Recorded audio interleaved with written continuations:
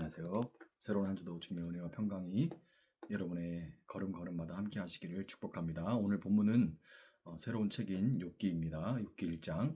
우스라는 곳에 욥이라는 사람이 살고 있었다. 그는 흠이 없고 정직하였으며 하나님을 경외하며 악을 멀리하는 사람이었다.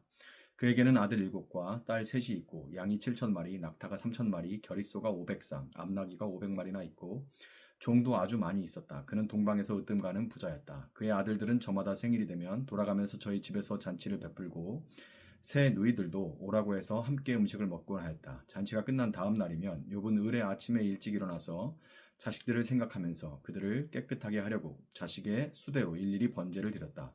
자식 가운데서 어느 하나라도 알지 못하는 사이에라도 하나님을 저주하고 죄를 지었을 수도 있다고 생각하여 잔치가 끝나고 난 뒤에는 늘 그렇게 하였다. 욥은 모든 일에 늘 이렇게 신중하였다. 하루는 하나님의 아들들이 와서 주님 앞에 섰는데 사탄도 그들과 함께 서 있었다. 주님께서 사탄에게 어디를 갔다가 오는 길이냐 하고 물으셨다. 사탄은 주님께 땅을 이리저리 돌아다니다가 오는 길입니다 하고 대답하였다. 주님께서 사탄에게 말씀하셨다. 너는 내 종 욥을 잘 살펴보았느냐? 이 세상에는 그 사람만큼 흠이 없고 정직한 사람, 그렇게 하나님을 경외하며 악을 멀리하는 사람은 없다. 그러자 사탄이 주님께 아뢰었다. 욥이 아무것도 바라는 것이 없이 하나님을 경외하겠습니까? 주님께서 그와 그의 집과 그가 가진 모든 것을 울타리로 감싸주시고 그가 하는 일이면 무엇에나 복을 주셔서 그의 소유를 온 땅에 넘치게 하지 않으셨습니까?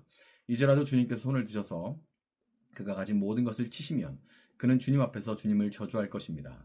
주님께서 사탄에게 말씀하셨다. 그가 가진 모든 것을 다 내게 맡겨보겠다. 다만 그의 몸에는 손을 대지 말아라. 그때에 사탄이 주님 앞에서 물러갔다. 하루는 욥의 아들과 딸들이 맏아들의 집에서 음식을 먹으며 포도주를 마시고 있는데 일꾼 하나가 욥에게 달려와서 다급하게 말하였다. 우리가 소를 몰아 밭을 갈고 나귀들은 그 근처에서 풀을 뜯고 있는데 스바 사람들이 갑자기 들이닥쳐 가축들을 빼앗아가고 종들을 칼로 쳐서 죽였습니다. 저 혼자만 겨우 살아남아서 주인 어른께 이렇게 소식을 전해드립니다. 이 일꾼이 아직 말을 다 마치지도 않았는데 또 다른 사람이 달려와서 말하였다. 하늘에서 하나님의 불이 떨어져서 양떼와 목동들을 살라버렸습니다. 저 혼자만 겨우 살아남아서 주인 어른께 이렇게 소식을 전해드립니다. 이 사람도 아직 말을 다 마치지 않았는데 또 다른 사람이 달려와서 말하였다. 갈대아 사람 세 무리가 갑자기 낙타떼에게 달려들어서 모두 끌어가고 종들을 칼로 쳐서 죽였습니다. 저 혼자만 겨우 살아남아서 주인 어른께 이렇게 소식을 전해드립니다. 이 사람도 아직 말을 다 마치지 않았는데 또 다른 사람이 달려와서 말하였다. 주인 어른의 아드님과 따님들이 큰 아드님 댁에서 한창 음식을 먹으며 포도주를 마시는데 갑자기 광야에서 광풍이 불어와서 그 집 내 모퉁이를 내리쳤고 집이 무너졌습니다. 그때 젊은 사람들이 그 속에 깔려서 모두 죽었습니다. 저 혼자만 겨우 살아남아서 주인 어른께 이렇게 소식을 전해드립니다. 이때 욥은 일어나 슬퍼하며 겉옷을 찢고 머리털을 민 다음에 머리를 땅에 대고 엎드려 경배하면서 이렇게 말하였다. 모태에서 빈손으로 태어났으니 죽을 때에도 빈손으로 돌아갈 것입니다. 주신 분도 주님이시오 가져가신 분도 주님이시니 주님의 이름을 찬양할 뿐입니다. 이렇게 욥은 이 모든 어려움을 당하고서도 죄를 짓지 않았으며 어리석게 하나님을 원망하지도 않았다. 아멘. 자, 욥기의 저자는 누구인지 알려져 있지 않습니다. 익명의 저자예요. 그렇지만 그가 누구이든지 간에 깊은 철학적인 또 신학적인 통찰력을 가지고 있고 인간 실존의 가장 난해하고 어려운 그런 주제인 고난의 문제를 다룰 수 있는 지혜자였다는 것을 우리는 알 수가 있어요. 무엇보다도 자칫 이 고난의 문제 이것을 다루다 보면 이야기가 이제 굉장히 딱딱해질 수 있는데 이 어려운 난해한 주제인 고난에 대해서 이야기하면서도 욥기의 저자는 지혜롭게도 다양한 글의 장르 중에 희곡이라고 하죠. 혹은 시나리오라고도 할 수 있는 이 형식을 택함으로써 시대를 뛰어넘어서 오고 오는 모든 독자들이 이 안에 있는 등장인물들의 자신을 투영하면서 굉장히 흥미롭게 이 고난의 문제에 대해서 접근할 수 있도록 그렇게 하는 역할을 하고 있습니다. 욥기의 기록 시기에 대해서는 족장 시대로부터 아브라함, 야곱, 이삭 하는 그 족장 시대로부터 바빌론, 포로기까지 다양한 의견이 제시되고 있는데요. 분명한 것은 욥기가 족장 시대를 배경으로 하고 있다는 겁니다. 욥기에는 율법에 대한 언급이 전혀 없어요. 그렇기 때문에 당연히 이 욥기의 배경이 되는 시대는 시내산에서 율법이 제시되기 이전이라는 것을 알 수가 있고 부의 기준이 짐승과 종들의 숫자에 근거한다는 것 역시 창세기에서 족장들의 재산을 평가하는 기준과 동일합니다. 본문 5절에서 볼 수 있듯이 제사장이 제사를 집전하는 대신 이제 십계명의 율법을 받고 나서 또 아론이 대제사장이 되고 그 아들들이 대제사장이 이어되고 또 제사장 또 레위인 이렇게 제사를에 대한 그런 형식이 갖추어지기 전에 아브라함이나 이삭이나 야곱이나 직접 제사를 드렸죠. 이렇게 가장인 욥이 직접 제사를 드리는 모습 역시 창세기 족장들의 모습과 동일하다고 할 수가 있습니다. 따라서 족장 시대에 실존했던 욥이라는 인물에 대한 이야기를 그 이야기들이 전해져 오는데 그 이야기들을 바빌론 포로 시기에 한데 모아서 한 권의 책으로 엮었다고 보는 것이 합당할 것 같은데요. 당시 1차 독자였던 그 책을 기록한 데는 책의 기록 이유 목적이 있겠죠.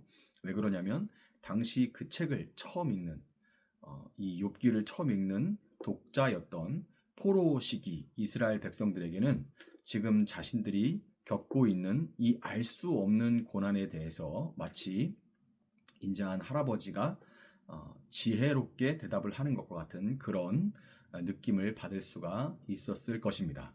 시대를 넘어 오늘 욥기는 2차 독자인 우리 역시 고난에 대한 답을 찾아가는 여행을 떠날 수 있도록 도전을 하는데요. 학자들은 욥기의 배경이 되는 이 정확한 욥기의 배경이 되는 지역이 우스라고 하는데요. 이 우스라는 지역이 지리적 위치를 알기가 굉장히 어렵습니다. 모호해요. 그래서 이런 우스라는 지역을 고른 이유가 고난이라는 주제 자체가 모든 시대 꼭 어떤 특정할 수 있는 우스 그 지역에서 살았던 어떤 인물만이 아니라 모든 시대 모든 지역에서 살아가는 인류가 공통적으로 안고 있는 문제이기 때문이라고 그렇게 학자들은 설명을 합니다. 희곡의 형식을 띠고 있는 욥기는 이 조명이 연극을 떠올리시면 좋아요. 조명이 우스 땅이라는 무대를 쫙 이제 비추면서 이 책이 시작이 됩니다.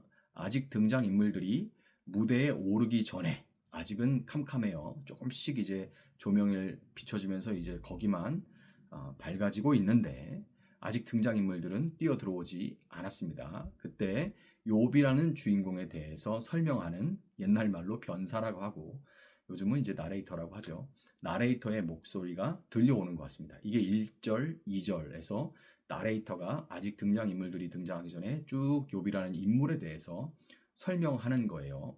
자, 그런데 이 나레이터가 욥이라는 인물에 대해서 쭉 설명을 해가는데 이 인물이 현실적인 사람들과는 동떨어진 영웅과도 같은 모습입니다. 욥은 흠이 없고 정직했으며 하나님을 경외하며 악을 멀리하는 사람이었습니다. 이런 사람은 마땅히 당연하게 복을 받아야만 한다는 것처럼 그에게는 자녀들이 10명이나 있었고 당시의 자녀의 숫자는 곧 정말 힘을 상징하고 또 부유함과 복을 받았음을 보여주는 것이 자녀들의 숫자였죠. 10명의 자녀들이 있었어요. 또 동방에서 으뜸 가는 부자였습니다. 이 정도로 부유하고 다복하면 의뢰이 교만할 법도 한데 그는 항상 하나님 앞에서 겸손했고 아버지의 모습을 그런 모습을 보고 자란 자녀들도 서로 아주 우애가 깊었어요. 등장인물들에 대한 설명을 들을 때 여러분 무슨 생각이 드십니까? 연극을 보는 관객들, 이 설명을 이렇게 들으면서 연극을 이제 보게 되는 그 청중들은 관객들은 자연스럽게 두 가지 중에 하나를 기대하게 됩니다.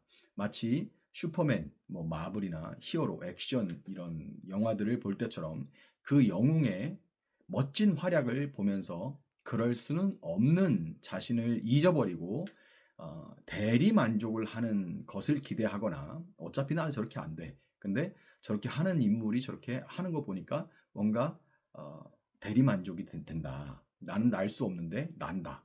나는 저렇게 힘이 세지 않은데 힘이 세다.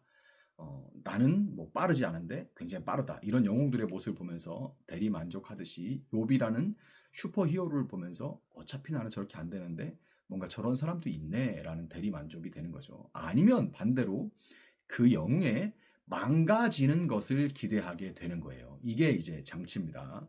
자, 욥이라는 인물을 막 이렇게 설명을 해서 두 가지 중에 하나. 그 사람을 통해 대리만족하든지 아니면 그 사람이 망가지는 것을 기대하게 되는 거예요. 여러분은 어느 쪽을 기대하게 되나요? 인간의 이 비뚤어진 욕망상 저는 아무래도 후자입니다. 망가지기를 바래요. 뭔가 이럴 수가 있나? 망가지겠지 하는 어떤 그런 기대를 하게 돼요. 아니나 다를까 욥에게 엄청난 고난이 닥쳐옵니다. 동방에서 으뜸가는 모든 부가 하루아침에 사라지게 되고 다복함의 상징이었던 자녀들이 우애가 너무 좋아서 한자리에 모여 있다가 모두 장남집에 모여 있다가 한꺼번에 죽는 일이 벌어지고 말았습니다. 아니 흠이 없고 정직하며 하나님을 경외하고 악을 멀리한다는 욥에게 어떻게 이런 일이 벌어질 수 있을까요? 웬만한 사람이라면 당연히 정신줄을 놔버리고 실성할 만한 일이지만 욥은 영웅답게 이 모든 어려움을 당하면서도 죄를 짓지 않으며 어리석게 하나님을 원망하지도 않았습니다. 역사의 길이 남을 주인공다운 어록도 하나 남기죠. 그 어록 뭐예요? 모태에서 빈손으로 태어났으니 죽을 때에도 빈손으로 돌아갈 것입니다. 주신 분도 주님이시요 가져가신 분도 주님이시니 주님의 이름을 찬양할 뿐입니다. 와, 이쯤 되면 우리는 더욱 긴장하면서 그게 몰입을 하게 돼요. 야, 이게 이 정도인데 이거 망가지면 정말 장난 아니겠는데? 이 정도인 사람이 망가진다면 장난 아니겠는데? 이런 생각이 드니까 이제 자연스럽게 몰입을 하게 되죠. 주인공이 망가지면 그때부터 관객은 그 주인공의 모습에 감정이입을 하게 됩니다. 이제까지는 나랑은 관계없는 너무 슈퍼히어로 같은 그런 모습인데 그 사람이 망가지게 되면서 이제 내가 그 주인공에게 감정이입을 하게 돼요. 그리고 어떻게든 이 나락에 떨어진 주인공이 어떻게든 회복하기를 기대하게 됩니다. 어떻게든 일어나기를 기대하게 되는 거예요.